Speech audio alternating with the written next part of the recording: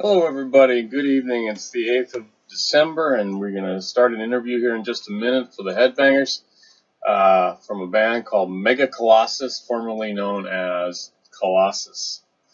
Stay tuned.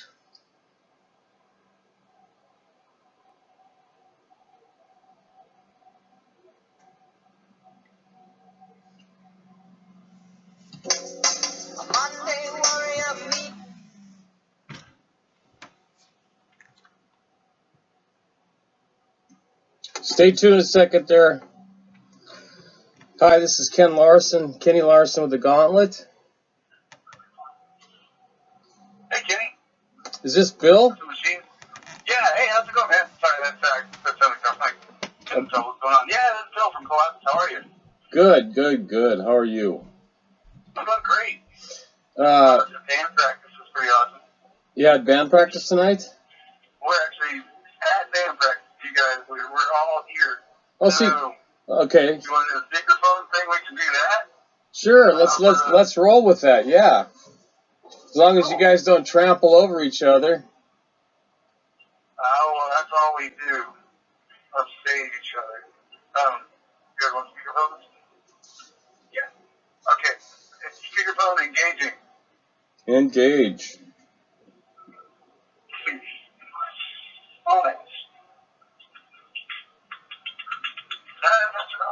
Now we can talk about the collective kind of questions. Yeah. And I'm coming through clear. I can hear you. Yeah, and we can also shout over each other. All right. Can you hear me? I can hear you, sir. Yes. Okay, so first thing I'd like to do is figure out who in this picture is who. And I got a guy with long hair, no beard, or maybe a short beard, mustache. A guy that's got some hair loss. A guy with glasses. A younger fellow, and a guy with a Duck Dynasty beard. Well, the first one is Joseph. Just me, I'm the drummer. Okay, hi. How you doing? Good, brother. The guy with the hair loss is me, Sean. I'm the singer. Oh, good, cool. The guy with the glasses, I'm Bill. And are you wearing a Bill? Are you wearing? Is that the original Zombies? What I'm wearing right now? Okay, no, I'm not. I'm in the picture. You got a Zombies T-shirt on. I thought that was kind of cool. Keep going. Oh yeah. So that's actually a bar. That's a bar. Oh, so all right. So it's not Iggy Pop or anything. It is a bar. A big bar. It was really cool. It's in San Antonio, Texas. Oh, one of the great metal cities in the world. I live there. I agree. I really agree. That was an amazing place to play. Is that the one that had the go-go dancers while we were playing? Yeah, no, that was in Colossus. Yeah. No, but you could always catch a metal show every weekend. A decent-sized one. Like Saxon came through there 25 times and, stuff like that. So, all right. The guy with the forensic T-shirts? Oh, that's me. I'm Steven, the guitar player, one of the guitar players. Okay, you guys got a good kind of a dual lead attack, it sounds like, on the record, right? Oh, yeah. Yeah, we do a lot of that. Yeah, okay. And then the bearded fella. That's right. He's a bass player. He's actually not here tonight. Now those bass players, they always skip out. Yeah, true. And then we don't give a shit. It's a self-perpetuating problem. Okay, so my first question for the team, or for the band here, by the way, I've listened to your record several times, and it is a very good record. I got some favorites. I got some favorites on it, and I'd be interested in hearing some of your favorites. But what comes after Mega Colossus? Is it going to be Giant Mega Colossus or Super Giant Mega? Are you going to continue this name change marketing thing, or? Yeah, I think each record we're going to transform into a larger Colossus. Okay. Next time will be Recto Colossus. Okay, that's good. By the way, I should mention that at the Gauntlet, anything goes, so don't worry about anything unusual. The record block? Not even a curse word. Well, you know what it means. You guys look like a younger group of folks, and so your influences are from my generation. I'm 50 years old and still a metalhead. I'm the oldest guy at the shows besides the band usually. But what will you pronounce the name of your Mega Colossus release this year? Hyperglade, just like it's spelled. And what the hell is what does that mean? I've seen references to it like on Warcraft or something, I think, but what is it? Warcraft's our shit. We thought we made it up. No, I think we did make it up. Well, the glaive is like a bladed throwing instrument from the movie Kroll. Is that what the reptile king is holding? Yeah. Oh, for cool. Okay. Yeah. So we've just always been really into glaives. But that glaive was kind of sold short. I feel like that glaive could have been a lot cooler, and I think that sort of came up with the idea of a hyperglaive, which would just be a way cooler glaive than the one that's in Kroll. Yeah, I mean Kroll, it was just slow. He threw it. I make a sandwich. Yeah, the animation wasn't there to make it fast back then. So now they could make a hyperglaive. It's like now possibilities exist. So it was our concept. So. Yeah, it's not a direct reference to Kroll. It's just I think Kroll is the easiest to reference example of that kind of thing. We made it up with a backstory for it because our album cover is the reptile man in a spaceship with a hyperglaive on a ship. Yeah. So I think there could be a story coming from that. Yeah, we're going to expand on the concept. Hyperglaive may be explained in the future. Okay, so this actually may come out with a theme eventually. What's the band's ethos or philosophy toward both their music and their place in the scene and their place in the world? And if you say we don't have one, that's fine. No, that would be too. So you don't have one, it's ridiculous. You got one, whether you know it or not. I think our thing has always been to play the music that we enjoy listening to, and doing our own interpretation of that. At 100%. So we all enjoy the late 70s, early 80s Maiden, Priest, and that kind of stuff, and we're just kind of playing our interpretation of what that is. Okay. My brain is full of all kinds of different styles of music too. This is just the one that comes out. I don't know, right? Everybody like that, I feel like. Yeah, I don't know. I think we just want to play the style of music that we enjoy listening to and that we're good at. This is a sum of what us as dudes do together.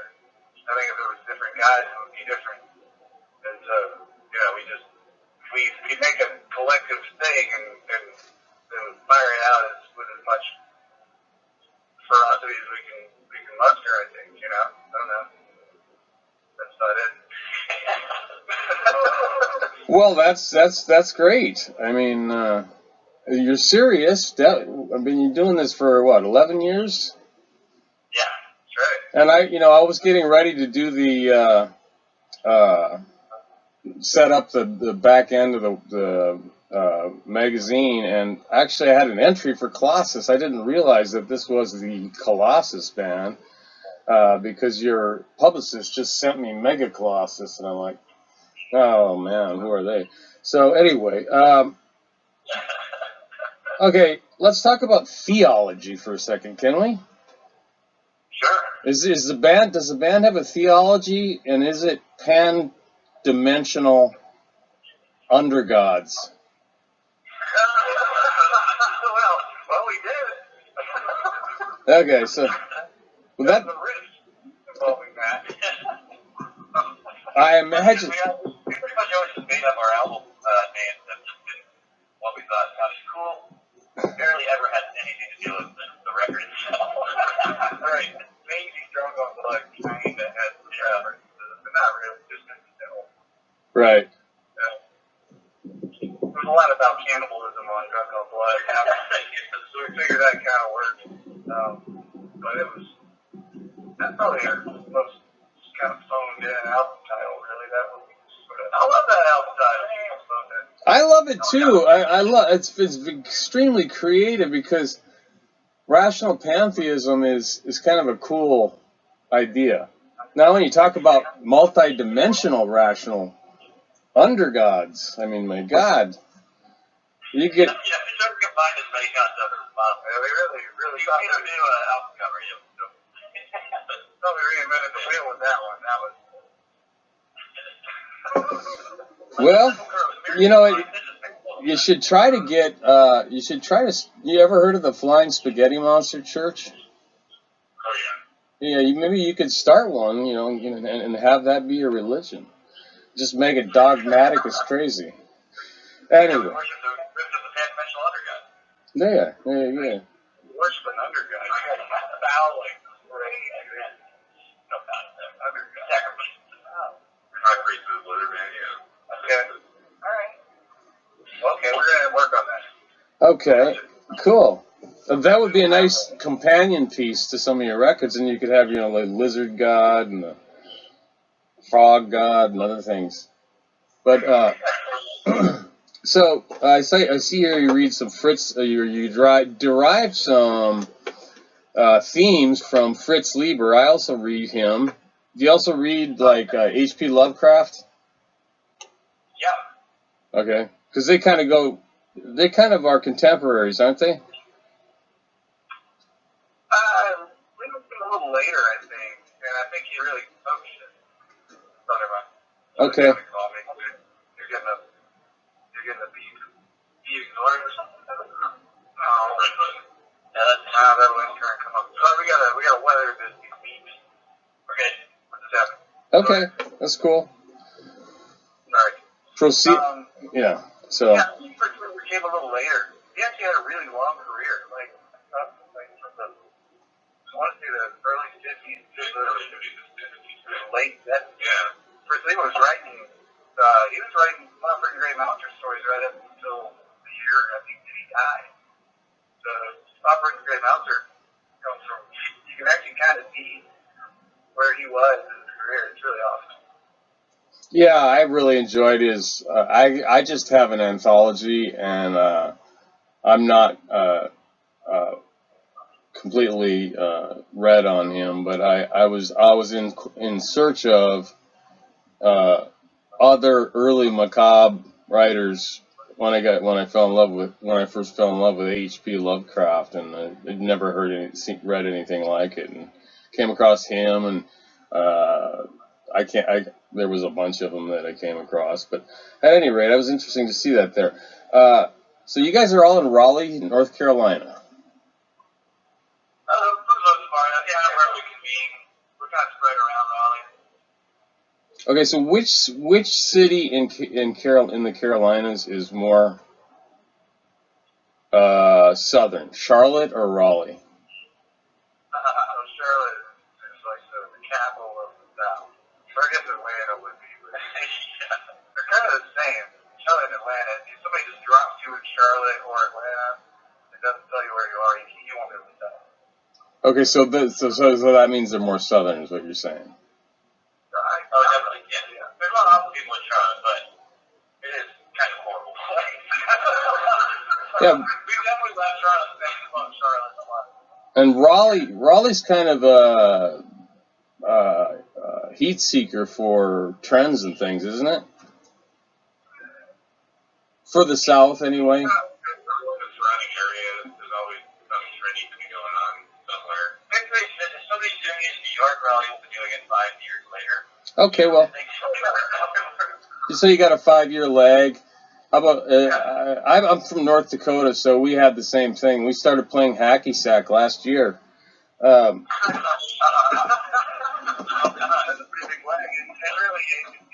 Yeah.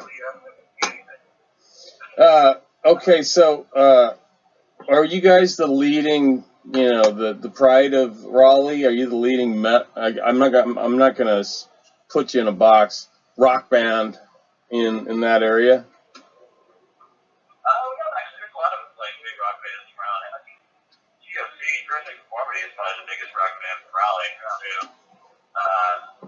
And well, it's not Thor from Raleigh, sort of. Yeah, we're originally from Greenville and kind of been all over the place from Virginia now, but our buddies and Steve and I are doing really well. They're rolling in Raleigh from the Colossus. Raleigh comes over. That's kind of from here. I think. Yeah, they're sort of Greensboro. Yeah, I think two of them are from here. But anyway, yes, we are the biggest band in Raleigh, North Carolina. All right, you heard it here, folks. Let me ask this question, and this is not meant to be an insult, but is there a slight bit of tongue in cheek in your writing? Definitely, yeah. Okay. Yeah, we never put ourselves too seriously. That's a good way to be, I think. We usually want to be the spinal tap of metal. Well, no, I think I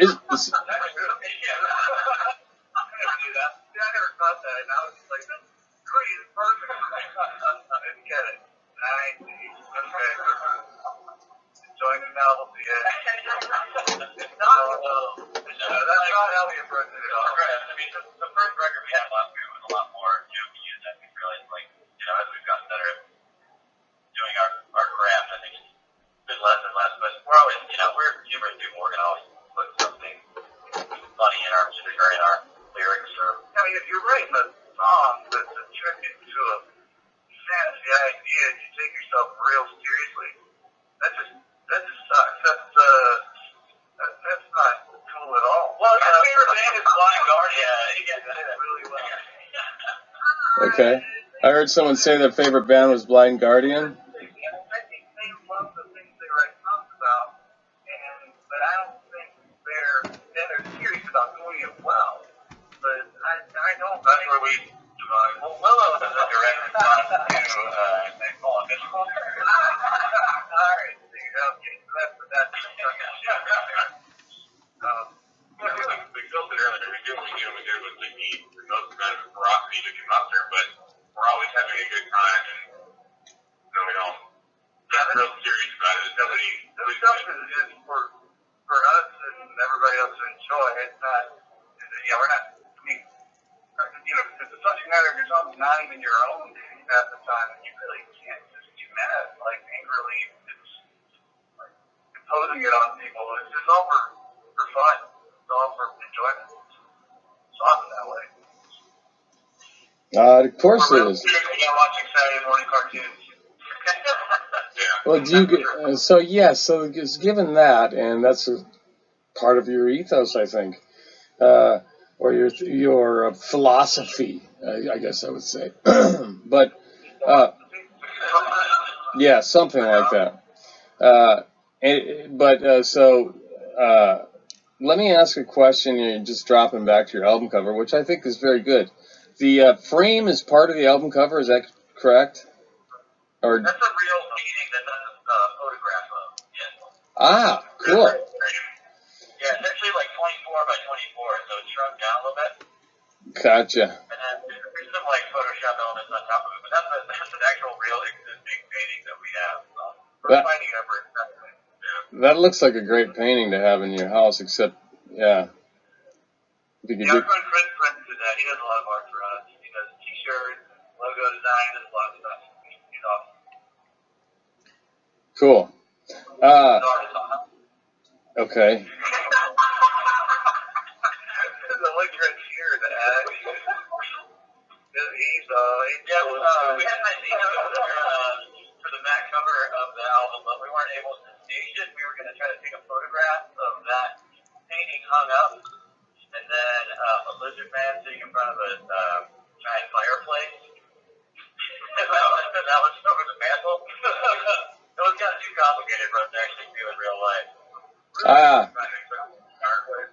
Yeah, that would I could see that being really cool though. Maybe a couple of big pillar candles next to it or something. Oh, totally, yeah. All right. Okay, here. Hey, I've got I live in a 100-year-old house, and I have one of those mantles. It's kind of wild. Oh, wow. Of course. Do you have a lizard in brandy? We haven't played a CD over yet. Do you like partying with men? Partying with what? With men? Sure. I mean, I'm a metal fan, right? I mean. Hey. Let's get together. Our demographic at the Gauntlet is, 10% women, 90% men. Unfortunately. Yeah, the kids are real studs on those women. Yeah. They're real cool. All 10 of them. Okay, so I'm going to tell you some of the songs that stood out for me on this record. Although the entire record doesn't have a bad track on it. But I like The Judge, and then there's a song called, is it Beta or Beta Master? It's Beta Master. Okay, so you threw that extra T in there. But we've always just called it Beta Master. Okay, Beta Master. Oh, now I see what you did. Well, You, how the fuck did I miss that?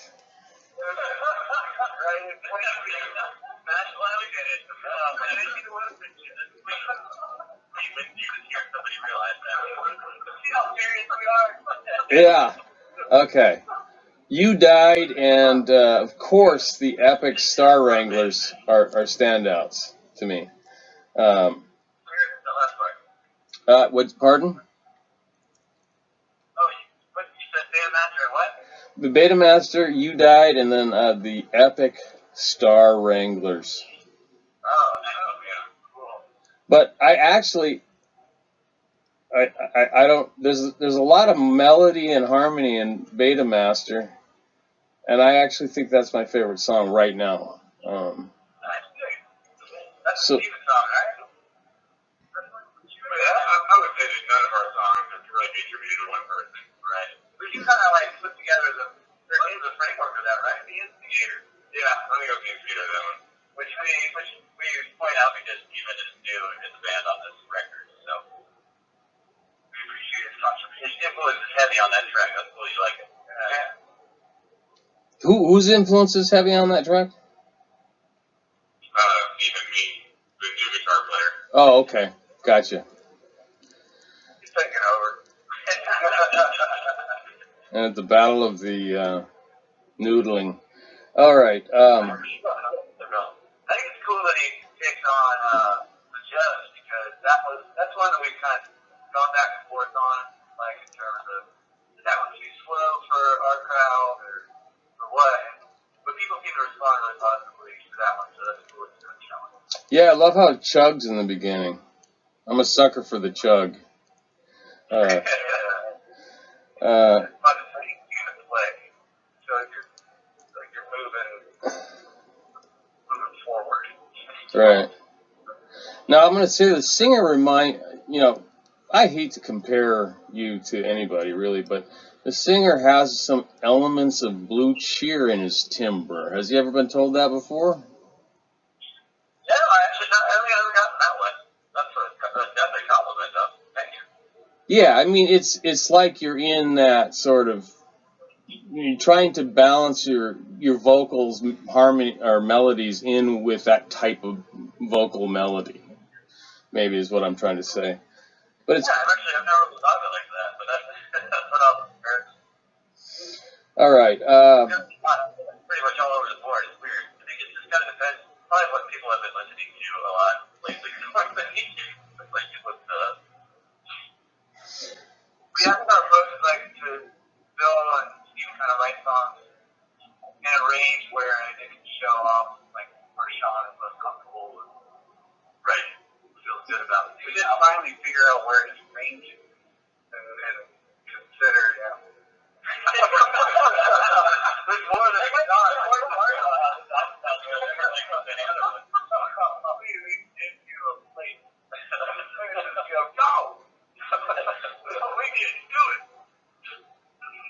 Okay, you guys are a terrific live act. I've never seen you live.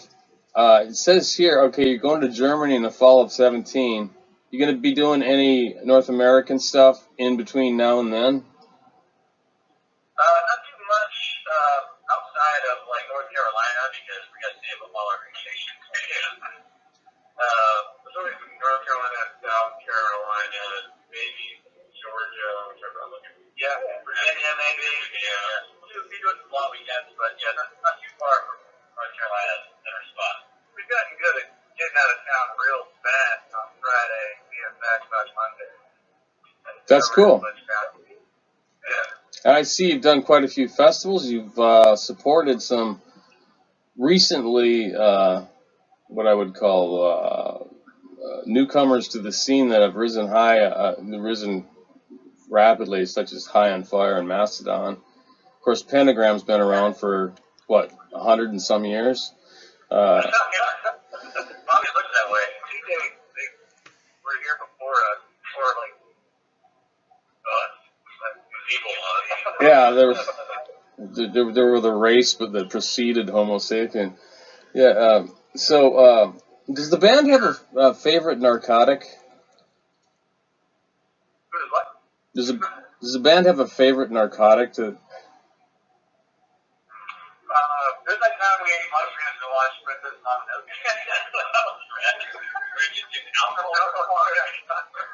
Okay. You said, what did you watch? Princess Mononoke. Oh my God. Came out of that. That's what Born got to see. I think that was the night before my audition. My first audition for Colossus. We already got to go in on that one. Wow. We were real hungover. You couldn't believe what we did. Okay. Yeah. I love the way you guys are laughing. I tell you what, I'm sorry I'm doing the rapid fire on you, not letting you discuss more, but your publicist, the Lord of PR, which would be a great album name too, right?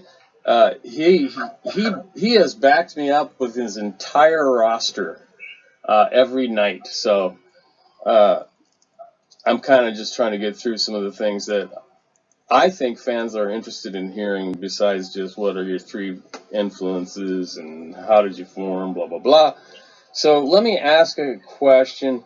Does anyone have a moment of truth record? And by that I mean most serious musicians had something happen in their lives where they heard a record and they just played it over and over again and couldn't, and it basically, they said to themselves, this is what I'm going to do. Does anyone have one of those experiences? Yeah, two actually. What is yours? The fourth Led Zeppelin record, and the first Boston record. Yeah. Oh. Yeah. Oh, the first Boston. I went through my dad's vinyl collection. He gave me his record player and stereo and shit. After Googling how to put a record on a record player, I put on, Led Zeppelin 4, Bruiser, and Howling. Stage right there. It was just amazing. Yes, it is. And shortly thereafter, the first Boston record, I couldn't believe how amazing it sounded. Oh, God, it's like there's never been anyone that even approached it. Yeah, modern production can't even do what that record did as far as production. What you listen to it, it's kind of like raw, but at the same time, just every single millisecond is genius. It's flush. It is really beautiful. And it brings up your adrenaline, and I mean it's timeless, too.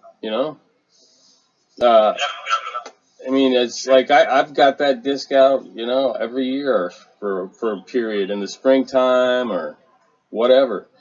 My son, who's 11, his favorite song is So Long, Long Time. We just covered that. They were 4th of July. Foreplay is the shit, yeah. All right, any other breakthrough records for anybody on that they'd like to share? Or? I would say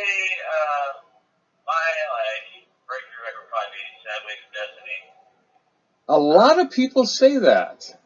Yeah. Did My you? dad had a copy of it, and I stole it from him, and then listened to it like 7,000 times. So that's definitely mine. Wow. I'd go with Van Halen 1, or possibly The Descendants. Oh. Yeah, well, The Descendants? Did you say? I did. Wow. Yeah. That's Seven Eagles is one of my.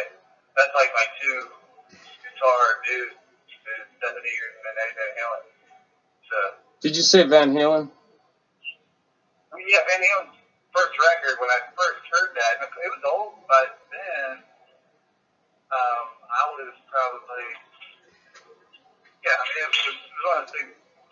They didn't play it on the radio, and there was really no internet at this time. So when I heard that album, I was like, "What the fuck?" And I mean, it still was mind blowing, you know. And then yeah, then it's always like high school, like, oh shit, you can do this too.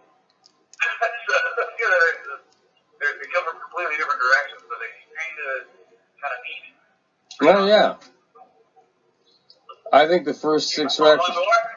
Yeah, sure. All right, when I was a kid, I was probably 10 years old. My dad took me to see Genesis. And this shit blew my fucking mind. I was like, I have to play the drums. Because Phil Collins was a singer, and they had Chester Thompson playing drums all night. And they bring up a second drum set. Like, it rose out of the floor. And Phil Collins steps behind it, and they do a 2-man drum solo. And just seeing a singer also play drums like a monster like that, I was like, that's what I'm doing. I'll play the drums. Okay, who did you say? I'm sorry, I didn't catch the name of the band. Genesis. Okay, Genesis. I was thinking it's either Genesis or King Crimson or something. Okay. Yeah. Genesis, and it was the Invisible Touch Tour, whatever year that was, like 87 or something. Sure. Yeah, I can understand that. I'm a drummer as well. Oh, cool. That's why I ask stupid questions. Okay, I'm going to do a quick pass through on a couple things. Definitely the Gauntlet is interested in continuing the relationship with you guys. So if you have breaking news, you want us to premiere a single track, or if you get a tour put together that's just a small miniature one, we'll put the tour up for you. But I have a series of kind of just quick questions that I go through here after this Moment of Truth record that we've done. As these are called either or questions. So the first one is Colombo or Rockford?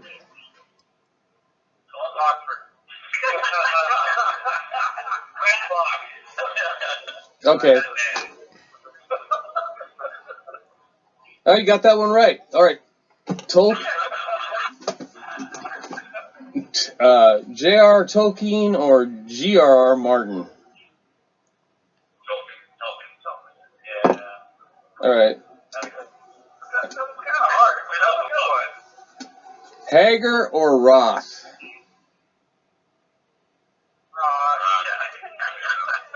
I love the Red Rocker. I like 5150. It's such an incredible album. And that was my first rock show with Van Halen with Hagar on one of the early Hagar tours.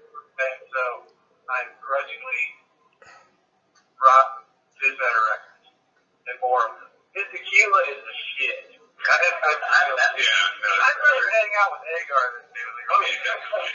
He would make red.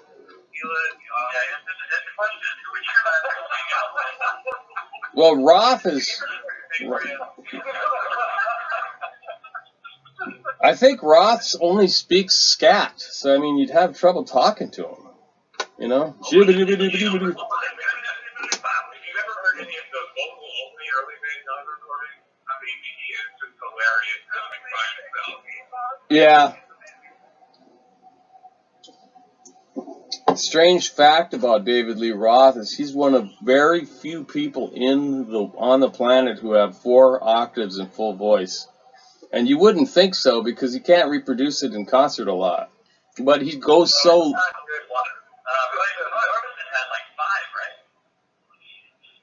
I don't know. But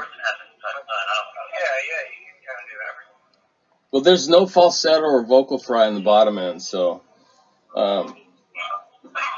And he's got a good howl too. Some of the best American music ever made. All right. We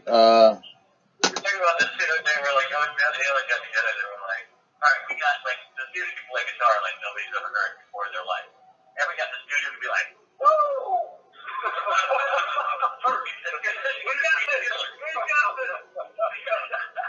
Yeah, he was kind of like a crooner almost, strutting around. It was a strange. It was a fantastic juxtaposition of sounds. All right, last either or, Beatles or Stones.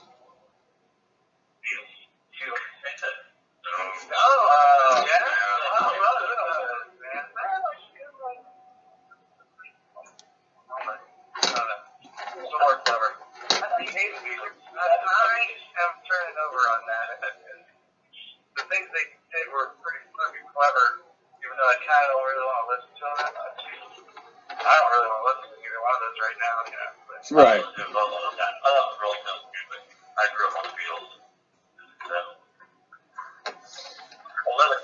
All right. What is the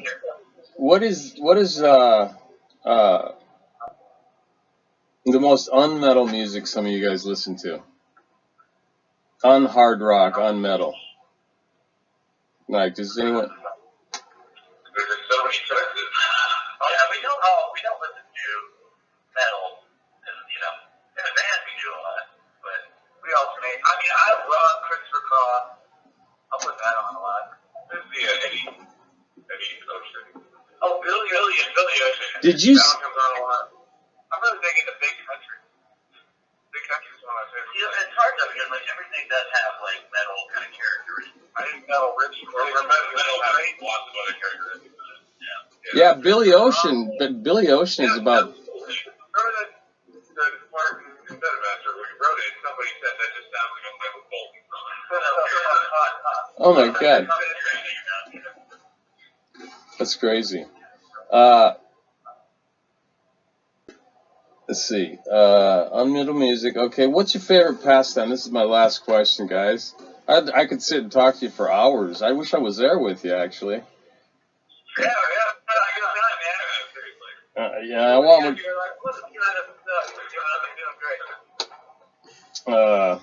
But what is the favorite pastime of the band? And it can't be musical. Like I'm a knitter. I like knitting, or playing basketball or fishing or whatever. Reading. We all have favorite ones. Like going to the Baxter. Yeah, we love video games. Love films. Love watching movies. We got some pretty neat football games with our friends the Beggars from Detroit. We'll get out and football and have fun with that. Cool. Sometimes we need collectively together. Yeah, that's fun. Is that touch football or tackle? Oh, touch. Yes. Yeah, as we.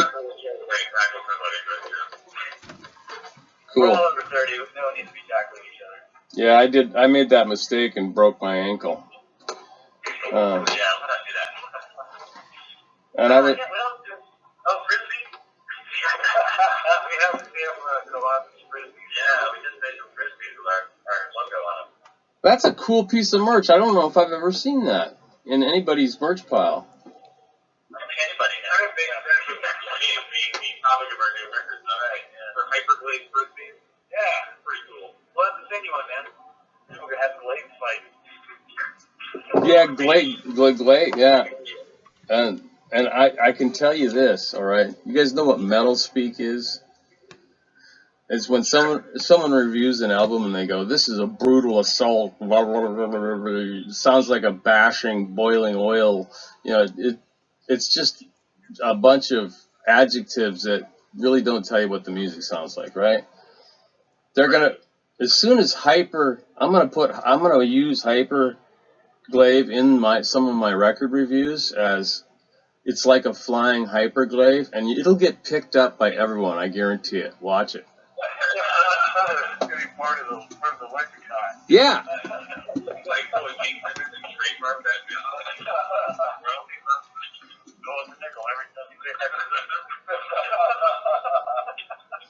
All right, last sort of piece of business here, guys. Truly have enjoyed I know it's been quick, but listeners don't. All right, they have short attention spans too, so that's good. Where can we get the record? iTunes, Google Play will have it for download on Tuesday. You can order vinyl from our web store. It's colossus.kungfustore.com. It's also linked on our Facebook page. Good. Okay, so we can order CD, no vinyl though. We have vinyl right now. We're gonna have CDs eventually, like early next year. That's the European release. That's your metal record, but that's coming a little later. Are you working with Injection or whatever in Germany for that distribution? That's Killer Metal Records. Okay. Okay. So folks, you've heard it. Wherever you find music, you're going to be able to find these guys when the record drops into these areas. I am a person personally. Mega Colossus people that buys the physical media. I'm weird, I guess, but I just still do. And that's why we made the vinyl. The vinyl is going to include a full booklet of artwork from all our amazing artists. 9 different artists. Yeah. So a different artist per song, full page art piece. And so that's in the vinyl release. I think that's probably only in the vinyl release. That there could be some iteration of that with the CD. But we're trying to make it very, very collectible and like the good things actually physically have. So, oh, that's fantastic. Yeah. Bill's gonna cut off one dreadlock and it's gonna be included with each record. I just have shitty hair. My hair's just. Don't include that part, please. Just not dreadlock. They're collectible. Not a thing. That doesn't exist. Yeah, I noticed you're wearing a High on Fire shirt, and you guys have supported them, right? Yeah, that was a really good show, and they were amazing and nice dudes. So that was pretty cool. Yeah, did what's his name play with his shirt off the whole time? Yeah, he didn't wear his shirt like that. Yeah, when I saw him play with Lee, same thing. You know, I didn't mind that at first, but after a while, I thought this guy needs some support. You know. But I don't know. He's probably lost a lot of weight. And then Mastodon, that must have been. Yeah, that's true. I think he's actually sober now. We hung out with him for a while after the show, and he wasn't drinking. And eventually, it ended up with he had everybody's girlfriend sitting around him at a picnic table. It's like him, you have to hang out with everybody's girlfriend. Charismatic guy. Yeah, it was hilarious. Cool. And then Mastodon must have been kind of a cool experience. Yeah, that was actually really crazy. I mean, that's probably the biggest show that I've ever played personally. How big was it? How many? Yeah, we all had to hold them back, and the drummer was warming up, and what's his name from the Baxter was over there. Yeah, Brown was actually given a drum. When doing his warm up and doing a drum solo for a friend of mine's kid, because he needed to take a nap. He was really young to be going to that show, but he was so stoked to see all the bands, but he needed a break, and Joe asked if I could talk to the people at the club and see if they could let him take a nap in one of the rooms, but it turned out to be the room where Brom was doing his warming up, and then he just gave the kid a sweet drum solo, and that kid has not forgotten that. That's his favorite band now, for sure. Yeah, I can imagine. Well, that makes a lot of sense. I've always enjoyed Mastodon all the way back to early. So, and I understand they're in the studio again, or maybe I heard that wrong. But anyway, We're talking about Mega Colossus here tonight, not Mastodon, and that must have been, what, 5,000 people you played there in front of when you opened for them, or? We played the after party, which was indoors. They played on an outdoor stage. So it was actually 2 stages. I don't know how many people were at our. This was actually, there's a lot of late. There's about 600-ish. Yeah. Yeah, it's a good sized crowd. We were happy we did the late night. Cool. Early. Very cool. So technically open for us. Technically, yeah, very, very technical. Okay, well, I'm going to go ahead and close the interview out. Gentlemen, thank you so much, especially for your sense of humor. And folks back home listening, you've heard where you can get this record. I have listened to it. I'm going to do a full review of the tracks, but I haven't done that yet. I just want to say you need to get this record. You really do.